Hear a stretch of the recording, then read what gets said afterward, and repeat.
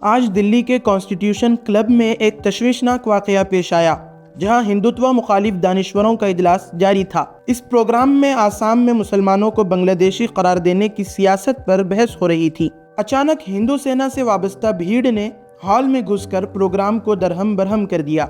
حملہ آوروں نے جے شری رام اور بھارت ماتا کی جے کے نعرے لگائے۔ خوش قسمتی سے کسی جانی نقصان کی اطلاع نہیں ملی۔